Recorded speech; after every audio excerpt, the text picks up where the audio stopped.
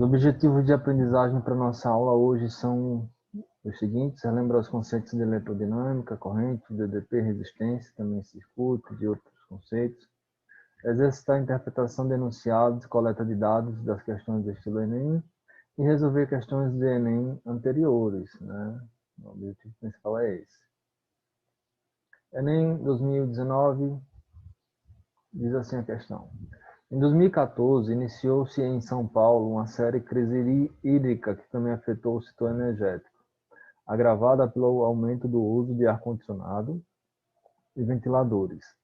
Com isso, intensifica-se a discussão sobre a matriz energética adotada nas diversas regiões do país. Sendo assim, há necessidade de se buscarem fontes alternativas de energia renovável que impliquem menores impactos ambientais. Considerando essas informações, qual fonte poderia ser utilizada? A afirmação A, urânio enriquecido; B, carvão mineral; C, gás natural; D, óleo diesel e biomassa. Então, a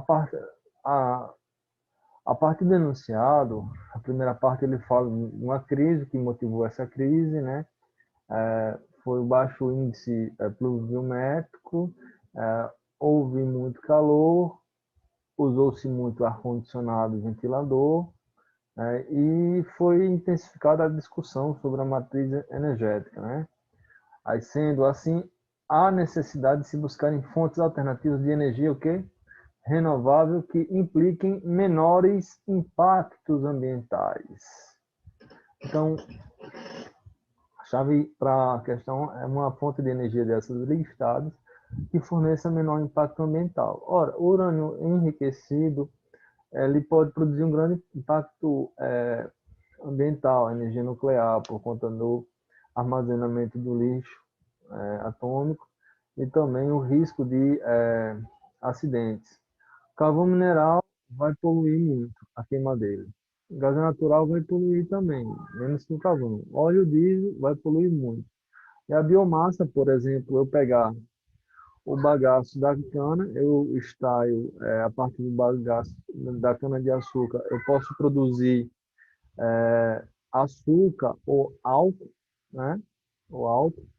E o bagaço que fica, eu posso queimar esse bagaço num sistema de termoelétrica e reaproveitá-lo. Algo que seria jogado, simplesmente queimado, desperdiçado.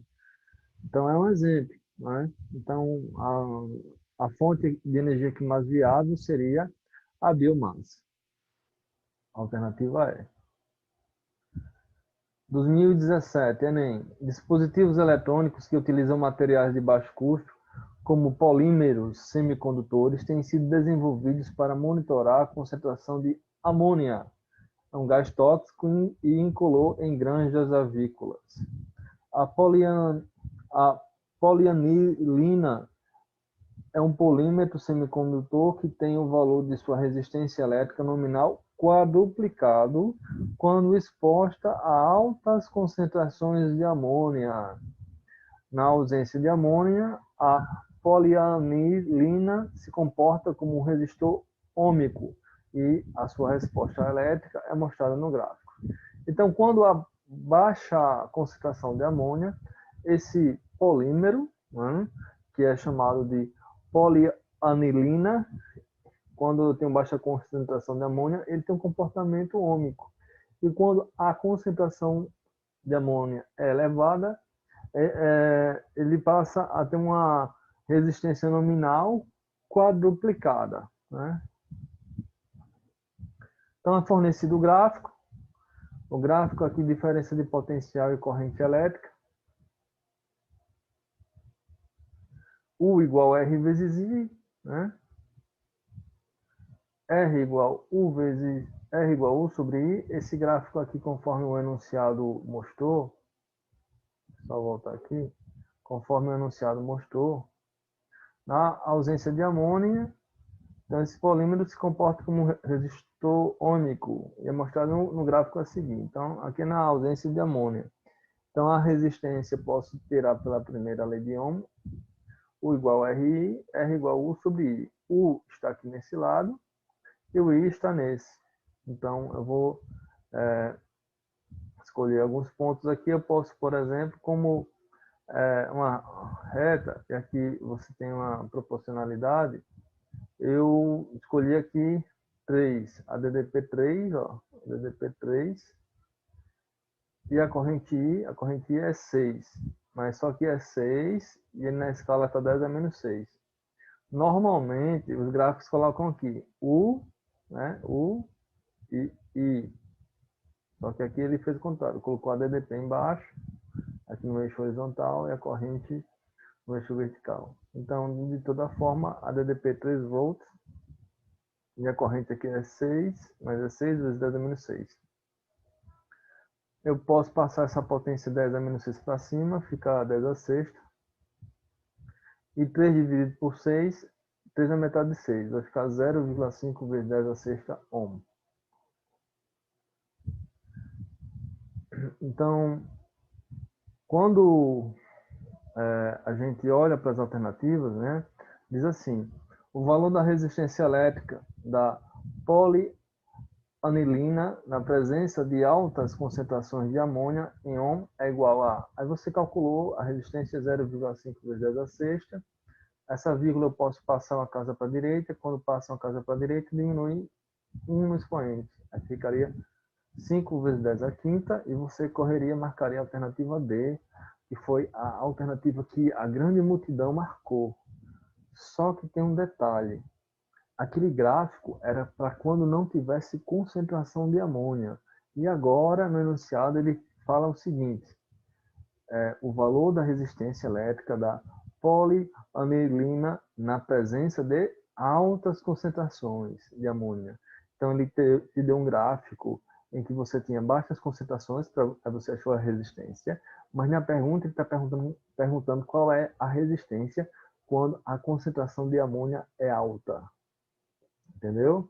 Existe aí uma pegadinha, existe aí no sentido, eu não vou chamar pegadinha, mas uma tensão muito grande no enunciado. Conforme o enunciado, né, a polianilina é um polímero semicondutor que tem o valor de sua resistência elétrica nominal o quê? Quadruplicado quando exposto a altas concentrações de amônia. Então, isso aqui vai ser quadruplicado. Então, o valor que eu achei, a resistência da polianilina, vai ser 4 vezes o valor da resistência que nós obtivemos. Então, 4 vezes 0,5 vezes 10 a sexta. 4 vezes 0,5 vai ficar 2 vezes 10 elevado a sexta. A alternativa é, certo? A alternativa é. Muita gente mesmo errou essa questão aqui. Né? Refaça, preste atenção. 2017.2 Enem. As lâmpadas econômicas transformam 80% da energia elétrica consumida em luz e dissipam 20% restante em forma de calor. Já as incandescentes, as lâmpadas incandescentes, transformam 20% da energia elétrica em luz e dissipam o restante em calor. Né? Assim, quando duas dessas lâmpadas possuem luminosidades equivalentes, a econômica ela apresenta uma potência igual a 1/4 da potência da incandescente. Quando uma lâmpada incandescente de 60 watts é substituída por uma econômica de mesma luminosidade, deixa-se de transferir para o ambiente a cada segundo uma quantidade de calor em joule igual a... Aí vamos pensar um pouquinho. Se a econômica recebe uma quantidade de energia e ela ilumina 80%, só 20% é perdida, a incandescente ela ilumina 20% e 80% é perdida. É como se pensar em dinheiro. Dá R$ 100 para a econômica, ela gasta 20 e fica com 80. E a comum dá 100, ela gasta 80 e vai ficar só com os 20 para aproveitar. Então nós temos o seguinte, a relação, o anunciado fala, que é uma relação, assim, quando duas dessas lâmpadas possuem luminosidade equivalente, quando a luminosidade é a mesma, a gente vai ter que a lâmpada econômica vai apresentar uma potência igual a 1/4 da potência incandescente. Olha, se essa lâmpada incandescente aqui tem 60 watts, a econômica vai ser 60 dividido por 4, a potência dela para iluminar no mesmo padrão, certo? Vai ser 60 dividido por 4, seria 15. Deixa-se transferir para o ambiente a cada segundo uma quantidade de calor em joule igual a... Pessoal, o watts, a unidade de potência watts, já é joule por segundo. Um watt é 1 joule por segundo, então não preciso fazer transformações aqui. Ora, se eu tenho 60 watts, produz uma iluminação. Uso uma lâmpada econômica que produz a mesma iluminação, mas ela vai gastar 1/4. Vai gastar quanto? 60 por 4? 15 watts. De 60 para 15, a diferença é de quanto? De 60 para 15. De 60 para 15, a diferença é de 45 watts, né? E deixa de ser desperdiçado. Então, de cabeça a gente fez, mas resolvendo aqui a potência incandescente 60 watts, a potência da lâmpada econômica 60 por 4, aí deixa-se de transferir para o ambiente a cada segundo uma quantidade de calor em joule igual a... Aí, um cuidado com a interpretação, que muita gente quando achou 15 watts, que é a potência da lâmpada econômica, já correu e marcou isso aqui. Mas o anunciado não perguntou qual é a potência da lâmpada econômica, perguntou o quê? Deixa-se de transferir para o ambiente a cada segundo uma quantidade de calor em joules igual. Então, o que deixou de ser transferido foi justamente a diferença entre a incandescente e a econômica. 60 menos 15, 45 watts. Alternativa B. Questão 4. Muitos smartphones e tablets não precisam mais de teclas, uma vez que todos os comandos podem ser dados ao se pressionar a própria tela.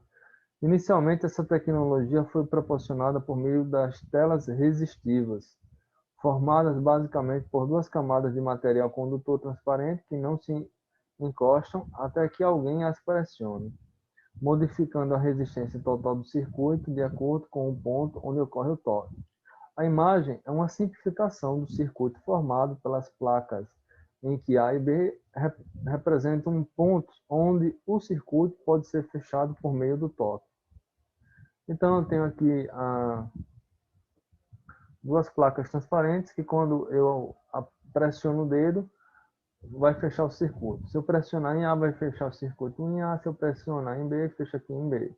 Se eu pressiono em A, vai ficar essa resistência e essa aqui. E esse resistor B não passaria corrente se eu pressionasse aqui no ponto A. Se eu pressionasse no ponto B, aqui não passaria corrente, a corrente passaria aqui por A e por B, um caminho só, até voltar para cá. Então, qual é a resistência equivalente no circuito provocada por um toque que fecha o circuito no ponto A? Então, no ponto A não passaria corrente aqui nesse resistor, né? Porque ia fechar aqui.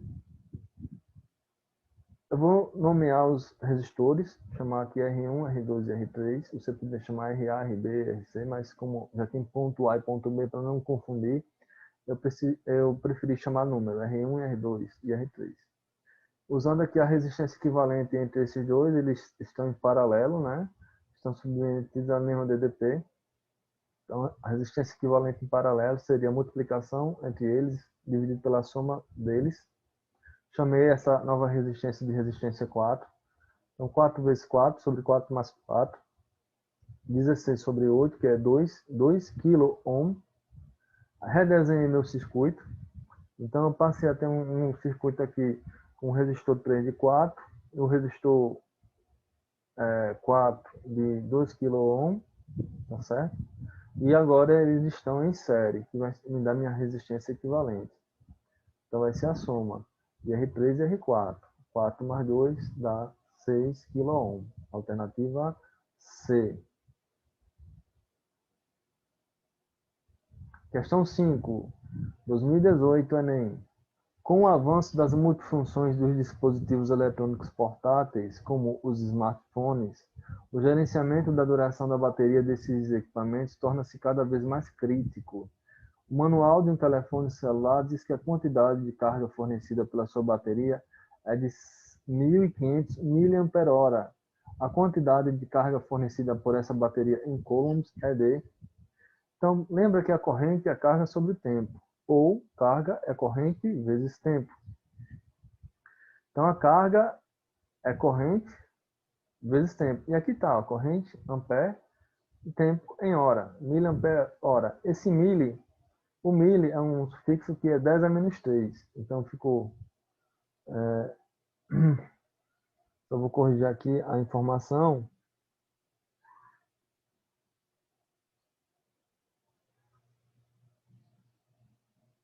Que é 1.500. 1.500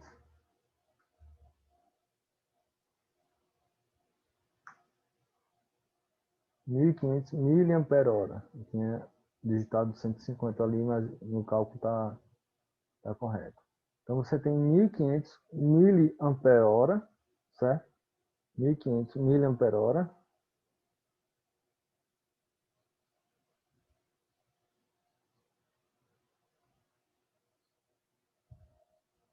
Um momento. Tem 1.500 miliampere-hora. E como é que vai ser feita essa conta? Tá na tela correta, tá? Vai tomar um raciocínio bem rápido, só para corrigir isso aqui. Então vai ficar 1.500 mAh, né? 1.500 mAh. O mili equivale a 10 a menos 3, onde tem esse mzinho do mili, coloquei 10 a menos 3. O ampere é coulomb dividido por segundo. E a hora tem 60 minutos, cada minuto 60 segundos. 60 vezes 60 dá 3.600 segundos. Então, na prática, eu posso dividir segundo com segundo. E esse 10 a menos 3, eu posso passar ele para baixo. Tá? 10 a menos 3 aqui. Quando eu passo ele para o denominador, vai ficar 10 elevado à terceira. E 10 elevado à terceira é 1.000. Então, é como se estivesse dividindo por 1.000. 1.500 dividido por 1 sobre 1.000. Então, posso cortar esses dois zeros aqui, que é dividir por 100, dois zeros aqui, dois zeros aqui. Eu posso tirar um zero daqui. Aí vai ficar 150 vezes 36. E multiplicando 150 vezes 36, fica como resposta 5.400 coulombs. Alternativa C. Então, por hoje é só. Se cuidem e tudo de bom para vocês.